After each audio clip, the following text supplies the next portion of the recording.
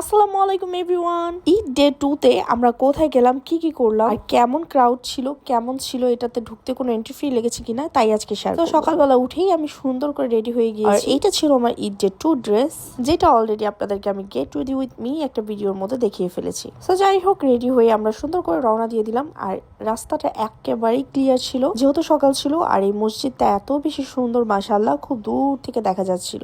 তো আজকে আমরা চলে যাচ্ছিলাম হচ্ছে উদয়পুর, যেটা হচ্ছে আপনার বসুন্ধরা বলতে পারেন, আবার বাড্ডাও বলতে পারেন। এটা হচ্ছে বাড্ডার বেড়াইতে অবস্থিত। এই ভিতরের একটা এরিয়া, খুব ভিতরে, যেতে যেতে একদম অস্থির হয়ে গেছি, কারণ অনেক বেশি দূর আমাদের লোকেশন থেকে। সেই জন্য আমরা কিন্তু একদম সকাল সকালই রওনা দিয়ে দিয়েছিলাম, যেন আমরা ভিড়টাকে অ্যাভয়েড করতে পারি।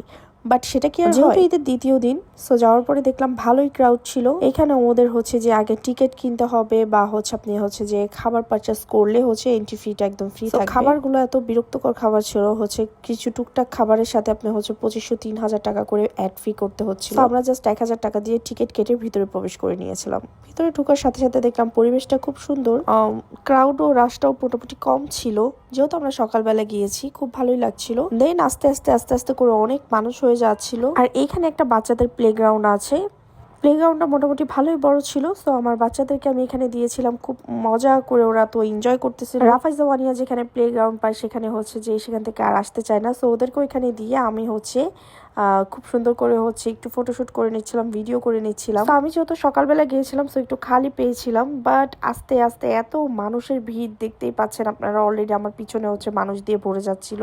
তারপর আমরা এখানে থেকে প্রায় হচ্ছে যে দুপুরের দিক যখন চলে আসে, তখন আমরা ভাবলাম যে কিছু খাওয়া দাওয়া করব। খাওয়া দাওয়া করার জন্য এখানে একটা জুস বার পাবেন, বা হচ্ছে টুকিটাকি আপনারা স্ন্যাক্স জাতীয় খাবার খেতে পারবেন। বাট এখানে ভিড়টা দেখেন, লিটারালি আমি জাস্ট হচ্ছে মেজাজ খারাপ হইতেছিল। মানে হচ্ছে দুপুর দিক হচ্ছে আর একদম জ্যাম হয়ে যাচ্ছে। সো এখান থেকে আমরা বের হয়ে পড়লাম, ভাবলাম এখানে খাবো না। যেতে যেতে দেখলাম এখানে একটা চায়ের দোকানটা খুব ইউনিক ভাবে করা আছে। সো আমরা ওইখান থেকে বের হয়ে সুন্দর করে চলে গেলাম কোর্ট সাইড রেস্টুরেন্টে। আর সবচেয়ে মজার ব্যাপার ছিল, আমরা যখন ওইখান থেকে বের হচ্ছিলাম, বের হতে হতে দেখি ওরে বাবা এত লম্বা সিরিয়াল, মানে এরা সব হচ্ছে ভিতরে যাবে। আমি যদি একটা ভিডিও নিতাম তাহলে আপনারা বুঝতে পারতেন যে যেই একটা অবস্থা ছিল। আমরা জাস্ট যে ওরা যে এটার ভিতরে ঢুকবে, এত মানুষ জায়গা কোথায় দিবে, আর এরা যাবে কখন আর ব্যাক করবে কখন। তো এখানে এসেই আমরা দুপুরের লাঞ্চটা কমপ্লিট করেছি। এখানে নিয়ে নিয়েছিলাম রুই মাছ, অনেক রকম ভর্তা, এটা হচ্ছে মাটন দিয়ে রাইস, আর এটা ছিল হচ্ছে চাটগাইয়া চুই ঝাল উইথ হচ্ছে রাইস। সো এগুলো হচ্ছে যে দুপুর দিকে খাবো, কারণ ঈদের মধ্যে যেহেতু পোলাও মাংস খেতে থাকি, তো একটু ভাত টাইপের কিছু খেতে ইচ্ছে হচ্ছিল। তো লাঞ্চটা একটু দুপুরের আমি ভাত আর ভর্তা, তারপর মাংস, ফিশ, এগুলো দিয়ে হচ্ছে যে কমপ্লিট করে নিলাম।